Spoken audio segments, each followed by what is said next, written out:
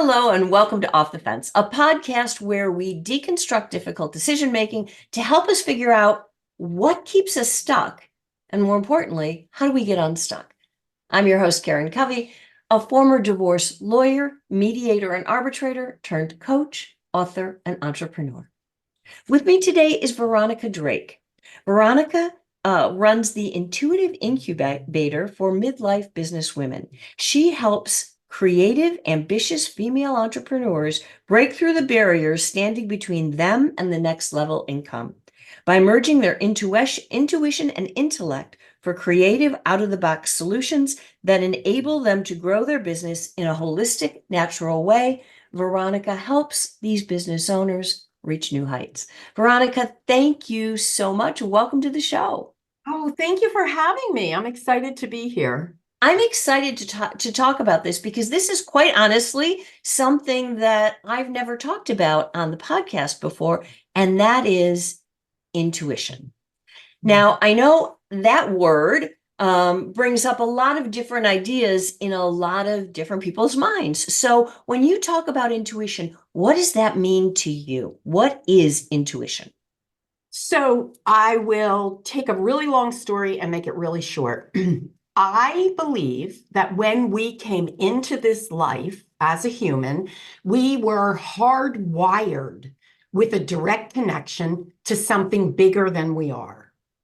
I don't care if you call it universe, source, God, or Bob. It doesn't matter. Whatever you want to call it, you're hardwired. You have a direct connection. And that direct connection is that inner knowing, right? It comes from somewhere and it comes into your body. And so for me, that is what intuition is. It's a subtle knowing that comes from somewhere externally. And that's my simple explanation for it. Okay, so how do you help people get in touch or in tune with that subtle knowing? Because you said we come into this world hardwired that way. My suspicion is just from having been on the planet more years than I care to admit to, that you lose that connection at some point, or it becomes less easy to tune in. So, how do you help people get in touch with their intuition? Well, ironically, we lose that connection very early on, my dear, because there's this thing called limiting beliefs and conditioning, right? So we come into this world and, we know that we're hungry.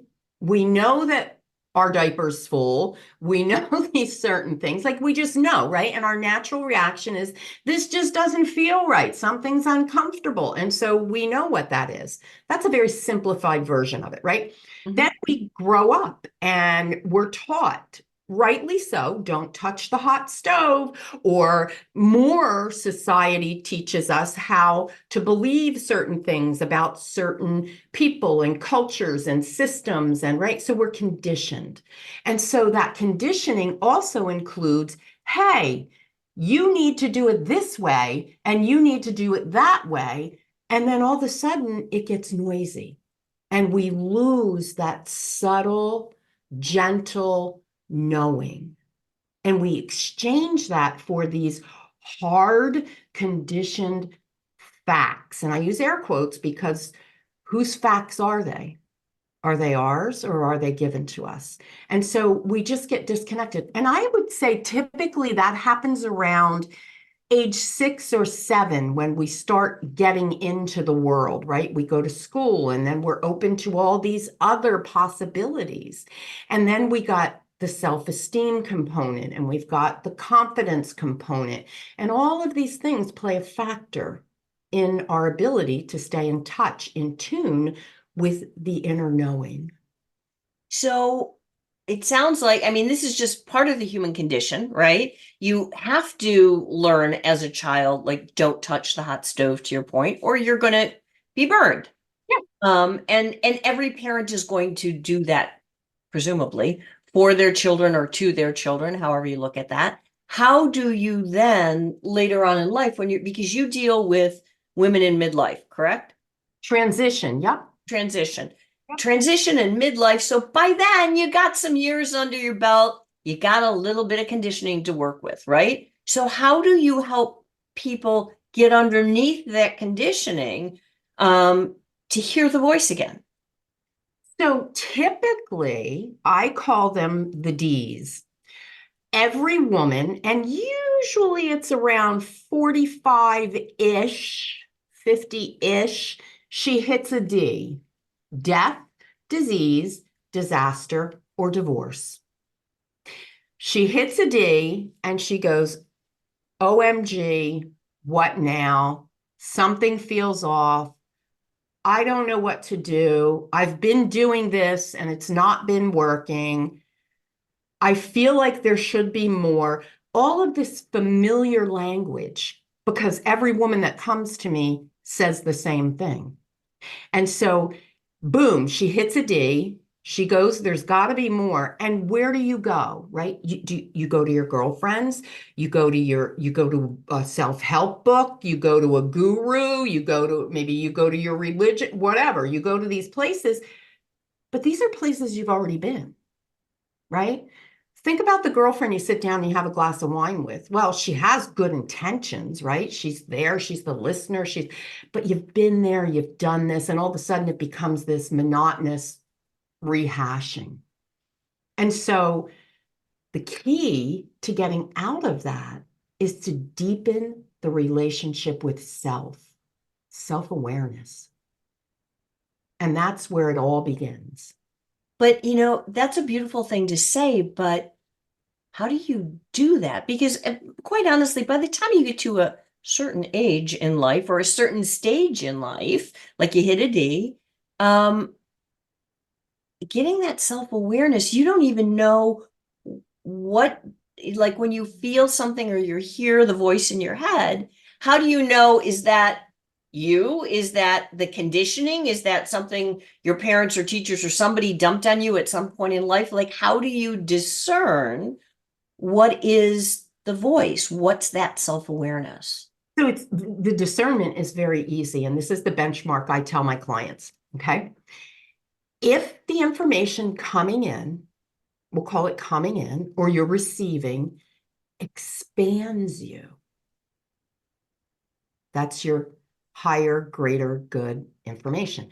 If it contracts you, if it makes you go, oh, I don't know how, I can't figure, I don't, and there's a billion questions that are heavy after it, that's probably conditioning, ego, been there, done that. That's the easiest formula for it. Now, again, self-awareness. You have got to notice, it's your job to notice what comes in. So if you take a way to work every day and you drive the same route every day to work, and all of a sudden one day you go, I don't know why, but I should just go a different way. Maybe I'm going to turn left today. And you're okay with that decision, right? Like it's not like you go into it 12,000 stories about why you're turning left and you turn left and all of a sudden you're like, you feel, okay, I'm back on the road, I'm there. And you get to work and you see an article on the phone. Well, there was a 3-car accident and you would have been stuck in traffic and you would have been late for your meeting. And, so you just get that. Now it's going to feel uncomfortable. It really is. And you're going to question it and you're going to go, really? Really? What happens if I turn left? What happens? My suggestion is use the expansion contraction mode. If it Mhm. expands you, if you go, oh, turn left, and all of a sudden that instant hit is, okay, I can do that. It's going to be a nanosecond until you learn to develop it, right? So if it expands you and you turn left, just go with the flow.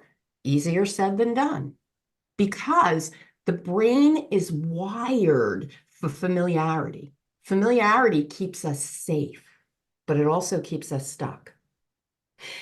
Women in marriages, in relationships who just keep showing up, right? They just keep showing up, but it hurts. Whether it hurts Mhm. emotionally, physically, mentally, it hurts. Let me just keep doing this because, well, it's what I've always done.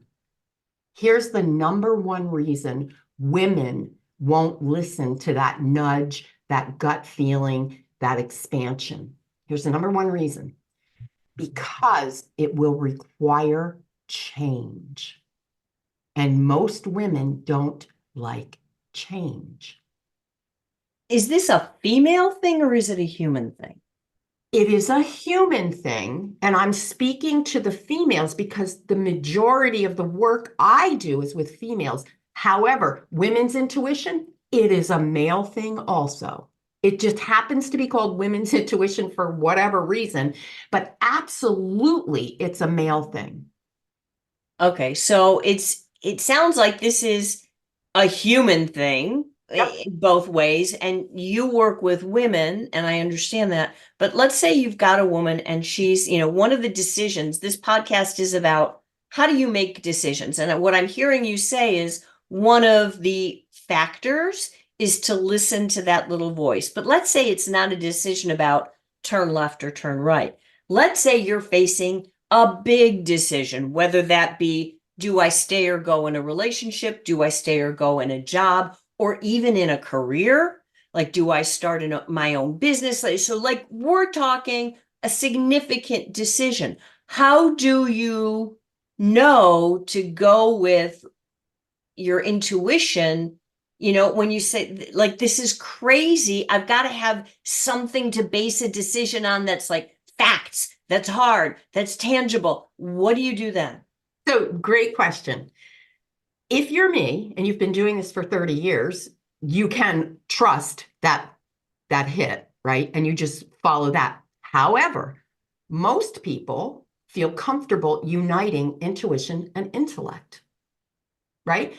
And here's the thing, we weren't given intellect for no reason. We need intellect, and we cannot just rely solely on intuition. Now, because we need the two to unite, we need them to meet. So here's how I work it.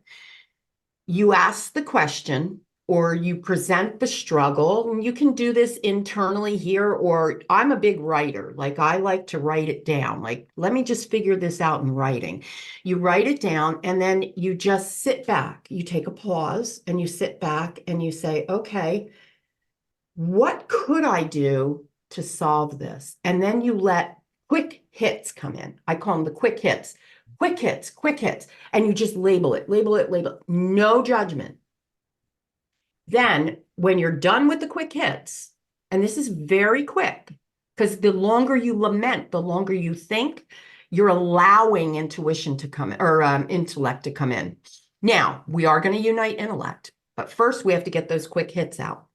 Now we're going to go back once we got no more quick hits, and we're going to look at it and we're going to say,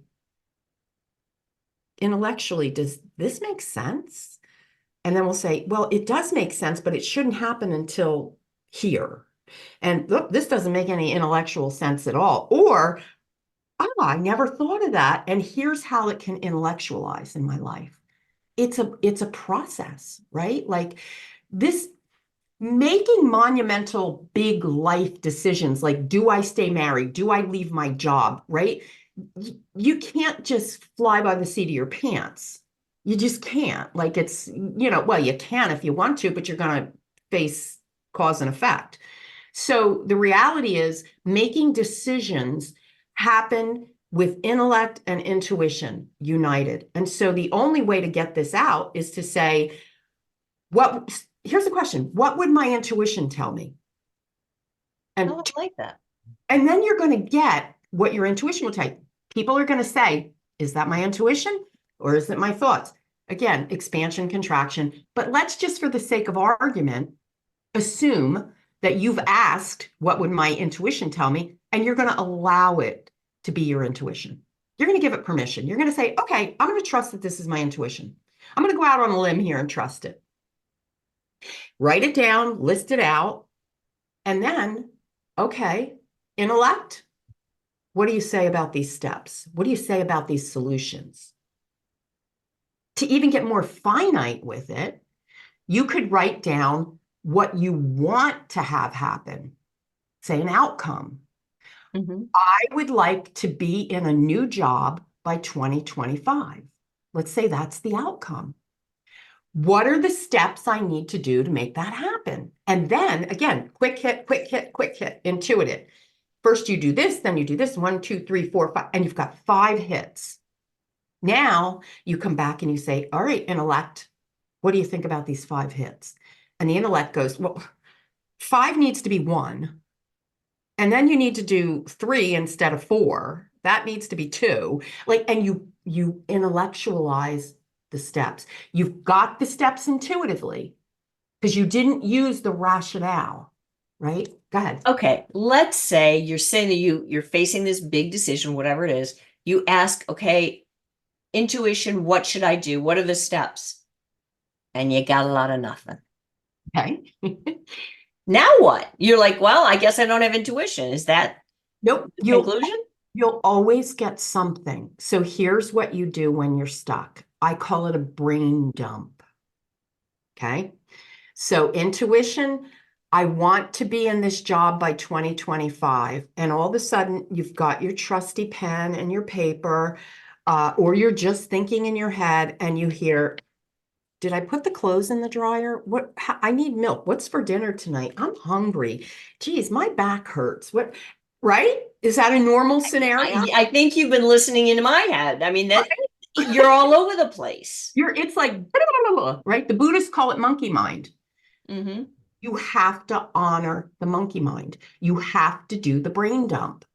In other words, you've got to go through the motion of, did I put the wash, but don't have attachment to it. Do not get up and put the wash in the dryer. You're going to think it. So you've got to brain dump it all, write it all out. Did I put the wash? I mean, literally word for word. Did I put the wash in the dryer? Do I need milk? Am I going to go to the store today? What do I need from the store? And then eventually what happens? You get through it all. And all of a sudden you start to see, make a date for coffee with yourself. Decide what you really want to do. And you'll start to see a change in the talk up here. Because believe it or not, you will exhaust your brain. You will. It is possible. Okay. How long does that, I mean, are we talking months, years? Like, how long does this take? It takes as long as you want it to take because you have free will. So you can choose right out the gate to believe it. So let's try this. Okay. So Karen wants to take a vacation, but she doesn't know where she wants to go, right? Okay. The outcome is vacation 2024, right? Mm-hmm. What's the first thing that comes up? Let's do it. Karen, where do you want a vacation? What are all the options? The options are to go back and see family in Europe. Okay. The options might be to go hiking in the mountains, go to Okay. the beach. Beach sounds good. Okay. So there's 3 options. Okay. Mm-hmm. You came up with them very quickly because you know them, right? There's something attached to your heart about them, right? Yeah.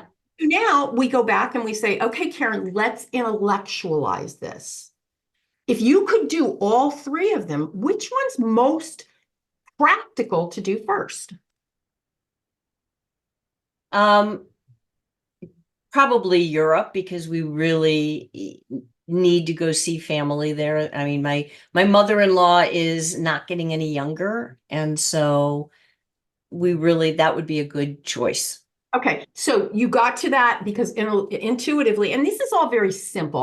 We're not going to bring up your Right. life choices on here, but very simple. So now you have going to Europe 2024 as an outcome. Now, Mm-hmm. intuitively, Karen, I want you to fire off as quickly as you can without thinking, what are all the things you need to do to get ready to go to Europe in September of 2024? List them out. Just dump them. Get plane tickets. Tickets, okay. Check with family when we can stay with them, when we would need to be other places. Okay. Get hotels for the nights that we're in other places. Get the business covered, make sure that people know I'm going to be out of town this time and that time and not schedule meetings and, do all of those things. Okay, so we have plane tickets, we have contact family, get a hotel booked, and get the business covered. They're the order that you gave them to me in. So does it make sense to buy tickets before you connect with family? Probably not. Right. So the first thing you got all these intuitively. There's nothing wrong with them. But how, all right, let me stop you right here. I mean, this is just the logical things that I would have to do. How do I know that this wasn't all intellect? It came to you very quickly. So, Okay, is that a key to figuring out what's what? yep, absolutely. Because intuitively, if I would say to you, Karen, what's it going to take for you to make a s'more? You know, intuitively, you need the graham crackers and you need to this and you need to that, right? It comes Uh-huh. up very quickly, right? Now, Okay. intellectually, what goes first, Karen? Well, the graham cracker, you have to lay the graham cracker down. So we know these things because we're wired to know things. Part of it is we have experience. Maybe you've been to Europe before, Mm-hmm. right? And so it lives somewhere in your subconscious mind and it's in there, but it's been wired to you to tap into your subconscious mind. We can go deep, deep, deep into the layers of this, but for simplicity's sake, there's somewhere in you that just knows that you know. I think maybe I'm thinking of this differently because when you say wired, I literally think of like the connections, the neurocircuitry in my brain. Too much of a science geek, I guess. But so that's what I'm thinking. But it sounds like you're talking about wiring. Energetically. Okay, tell me more about that. What does that mean? So, in the spiritual metaphysical realm, energy, well, in the science thing, it's a realm, it's a thing. Have an EKG, have an MRI. That's your energy. You've ever heard of your aura? Mm-hmm. The energy. You ever walk in a room and you go, oh, you could cut the tension with a knife? Yeah. The air is chilly, right? Energy. That's what you're putting out. That's what you're feeling. The energy that created us, God, Bob, Allah, whatever you want to call it, that energy, that invisible force is what we're connected or wired to. It's an energy highway. Okay. So when you say connection or the wiring, it's the wiring to it's the wiring to source, to a different. Okay, so it's not the internal brain wiring. Energetically, no, it's not. Now, that also can become part of it. That's another conversation because once you get the intuitive hit and you understand who you are intuitively and you want to reframe the conditioning, then it becomes neuroplasticity and the brain and the wiring and all of that. But that's a different level of it.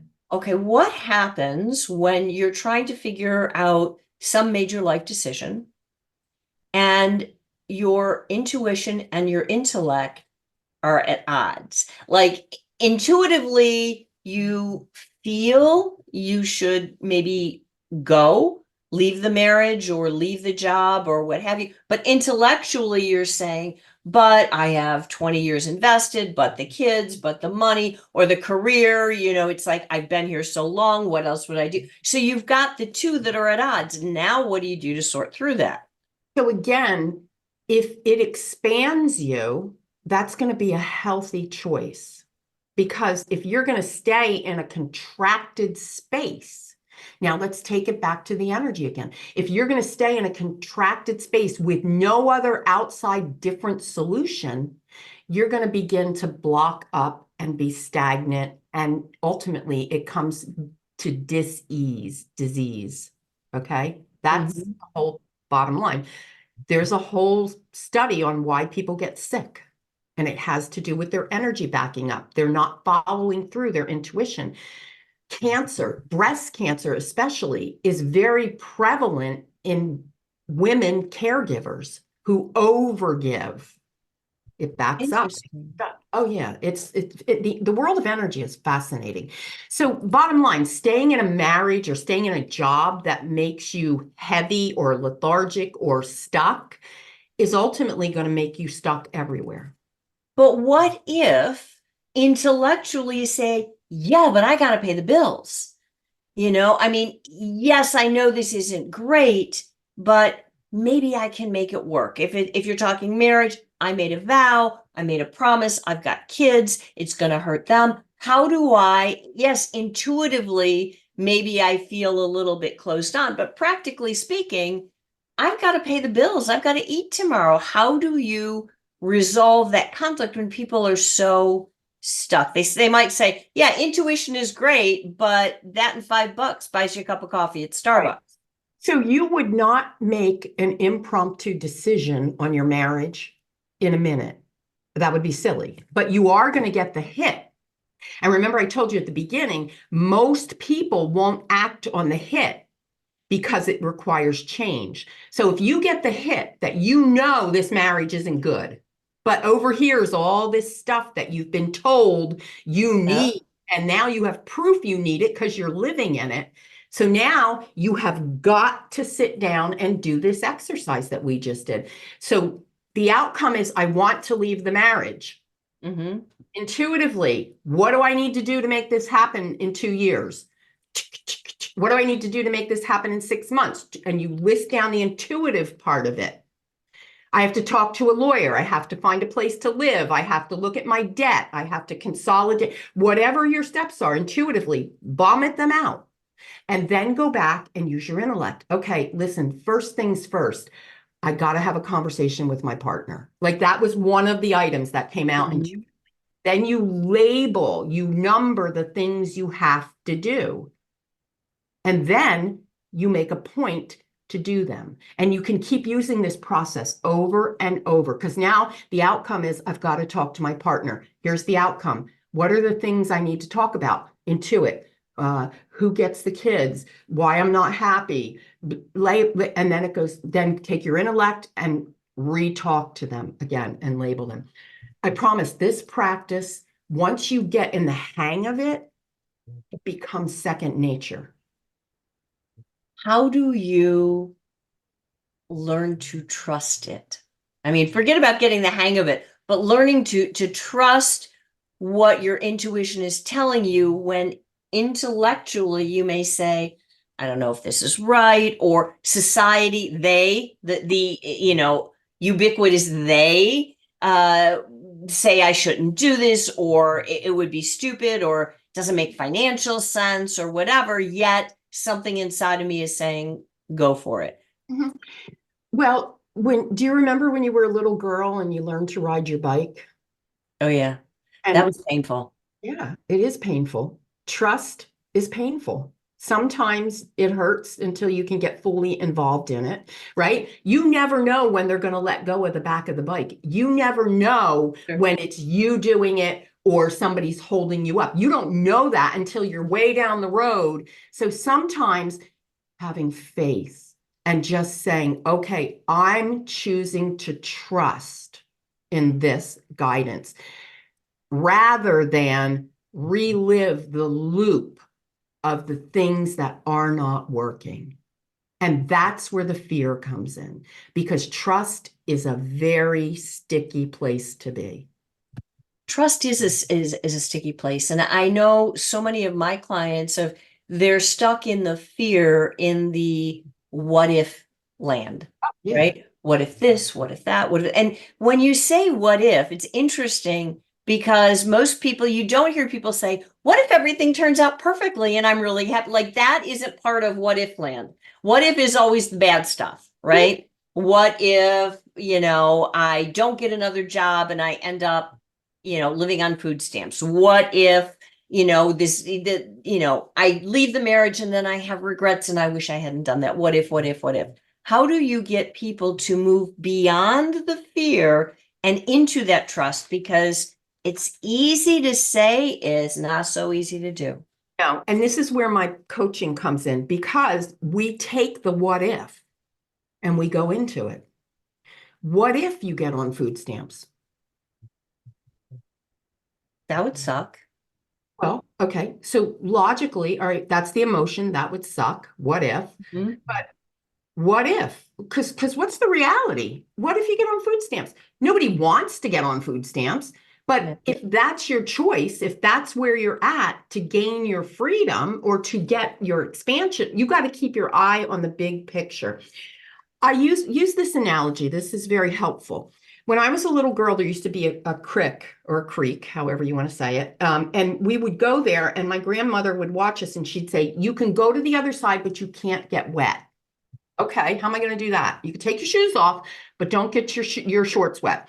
So what you have to do, and when you're making decisions, you've got to find that first stable part, that first stable piece that you're going to land on. You have to look for one rock that was firmly in the creek, right? And then you put one foot on it and you test it, and then you put the other foot on. That's how you build trust. You make one decision, you get on that rock, you stand in that decision, and then you go only from that place can you look for the next solid, stable place to land. Okay, but what if you put your foot on that and it all looks good? You put your other foot on it, whoop, there go your shorts. They're all wet and your grandma's mad. So how would that happen if it were in distance where I could shake it, take it? You can always slip, right? That's a possibility. That's the what if. But what if I've done my homework, I've wiggled this rock with my foot, Mm-hmm. done everything I can do that I can see, and I get on that rock, and what if there's moss on there or algae that I didn't see, and my foot slips off? Mm-hmm. So what if? So now I'm in the water, I'm wet. What's my next decision? Am I going to cry? Am I going to be afraid? Am I going to be scared because grandma's going to yell at me and I got my shorts wet and I got wet in my pants now? Or am I going to stand up? Am I going to say, you know what? That sucked.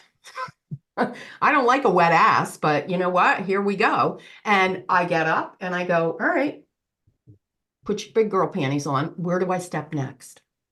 Yeah. This is all. Listen, nobody said this is easy. It's Sure. simple, but it ain't easy.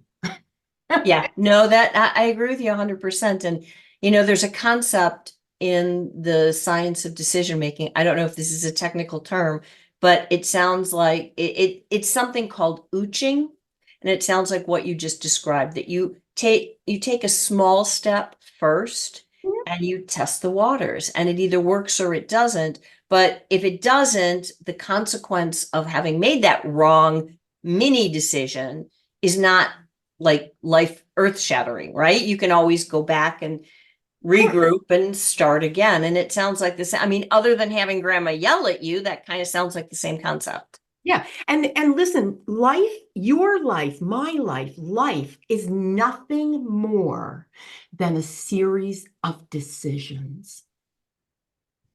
Oh, I like this. Tell me more. If you want to look at your life and say, I'm here and I've got here because I decided to do this, and then I decided to do that, and then I decided to do this, it somehow brings all the power back to you. You are in a marriage that hurts, that's sticky, that's contracting because of decisions you made. And listen, I'm not saying right, wrong, good, bad. And there are people that will take this as a slap in the face, and that is not meant to be a slap in the face. You made the decisions you made because of where you are. That's all. There's no right or wrong or good or bad. But you want to get out of it, you've got to make a different decision. What did Einstein say? The insanity, the definition for insanity is making the same decision with the mind that created it, or Yeah, something. it's doing the same thing over and over and expecting a Yeah, different result. yeah. And you can't, yeah, I combine two of them. You can't solve a problem with the But same this, mind that created it. You yeah, can't. you can't solve a problem with the same level of thinking that created the problem. So you have to learn to think differently, i.e., you got to change. And really, and again, this all goes back to intuition, because your intuition is, it's telling you it will never lead you the wrong way. This takes practice. This takes practice. Okay, I got to ask you, you've worked with, I don't know, hundreds, thousands of women at this point, right? Plus yourself. Have you ever seen intuition lead someone astray? I mean, has that happened where somebody said, oh, I went with my intuition and now I'm effed because this didn't work or that didn't work or the other thing? So let me give you a very personal example of that. Okay. In 2006, I had a very good job, but I was miserable. I had all the worldly, great money, great benefits, seniority, senior leadership, everything you could want. I was trained. This is what you want. I met a life coach. I started working with a life coach, and all of a sudden I was like, something's wrong. Something's wrong. I was about 45. Something's wrong. Something's wrong. I can't, I can't do this, or maybe I was younger. And I went, I can't be in this job anymore. And I kept feeling that. And when I said leaving this job, I got expansive. I didn't know anything more than that. Okay. I jumped off the cliff, so to speak. I quit my job With nothing else. with nothing else. I was newly divorced. I had just purchased a house, right? But I honored the nudge. When I tell you I had no plan, I don't recommend this, by the way. Thank you. Disclaimer, but I jumped. And here's me. I'm going down, I'm going down, I'm going down. And I went, okay, you gave your resignation. Now what? Okay. And I did. This process wasn't as refined as it is, but I did this. What are my options? I love people. I started to do a self-assessment of over all the years. What do I do? Well, I could go to this place and I could get hired somewhere. I had tons of experience, right? I did not want to work for anybody else. I wanted my own business. So I listed everything out and I asked myself a very important question. Are you willing to be uncomfortable to get this? Had the answer been no, I wouldn't be sitting here having this conversation with you. I was willing to be uncomfortable because the bottom line is the only thing that job brought to me was a false sense of comfort. But the reality is, soon after I quit that job, several years after, they eliminated my position. So one way or another, You were going to be out. you cannot predict whether you're going to slip on the rock or not. But you can make a decision to step on the rock. That is a really beautiful point, and something I think when we're faced with making a decision, most people don't think of that. They think that if I make the change, I could make a mistake. But we as humans tend to discount if you stay in the same place, you can make a mistake. Absolutely. And we just don't know. As a professional intuitive for 18 years, I've done thousands of readings over the years, and I do not have a crystal ball. I don't howl at the moon. I can't give you the lottery numbers, and I can't predict. What I can do is read your energy. I can get a sense of who you are, what your passions are, and how we can orchestrate that in a way that sets you up for success. So in a sense, it's me helping you see the future through a lens that isn't clouded or muddied with your limiting beliefs, because I'm not you, but I can see for you. It's just this, I can't believe I get to do this work. It's incredible. That is so fascinating. And I don't know if you can see behind me, I have the crystal ball because people expect me. I mean, that's why everybody wants the crystal ball, right? We want to know that if we make a decision in whichever direction, we're going to be okay. And so finally, I just said, I'll get the crystal ball. Don't know how to use it. Haven't ever been able to see anything, but at least I have it, right? Yeah. Even if you have the crystal ball, sometimes it's really about taking a risk. And again, being uncomfortable. Yeah, I can't remember who it was. I think it was Dan Sullivan that said something like your success in life is directly proportional to the amount of discomfort you're willing to put up with, and the amount of truth about yourself Yep. that you're willing to look at, because that's another part of it too. So how does all of this tie into what is it, the intuitive intuition incubator? Oh, how does that work? Yep. So I created the intuitive incubator. Think about what an incubator does. It grows, it provides warmth and safety and security, right? And this is for midlife women And I'm looking for business owners because she is ready to take the next level, ready to go. She's in transition and she's in this intuitive incubator that's safe, and she's learning to trust and develop and use her intuition. And so I'm teaching, and then it's the non-networking networking, because it's not going to be traditional. Hi, I'm Veronica. I do this, and here's my 30-second spiel. I detest that. Tell you how much I detest that. I want real life connection. Hi, I'm Veronica. You know what? My toilet was clogged this morning. I spilled coffee on my blouse. Uh, I'm an intuitive, and I love true crime shows, and I worked on a real life murder mystery. I want the shock value of who you are as a human to be part of your business. That's what makes you different. I love that. I love that. So, Veronica, this has been an amazing conversation. I could go on, and perhaps there will be a part two at some point in the future. But for right now, I just want to thank you for sharing all of your wisdom and intuition. If people want to learn more about you, where can they find you? I am Googleable. Veronica Drake. But my website is veronicadrake.com. All my social media is Veronica Drake. And I would suggest, if you're a businesswoman, check out the incubator. It's a free service. We meet the second Tuesday of every month. And if you're looking for guidance, I'm not going to hold your hand. I'm not going to predict your future, but book an intuitive session with me. Let me do a reading for you. That sounds wonderful. And I know I am tempted to take you up on that. And I hope everybody else that's listening is too. So thank you so much. And for those of you out there who are listening, who are watching, please, if you like what you see, if you like what you hear, it will do me a big favor, more good than you can ever know, if you give this a thumbs up, like, subscribe, and I look forward to seeing you again next time.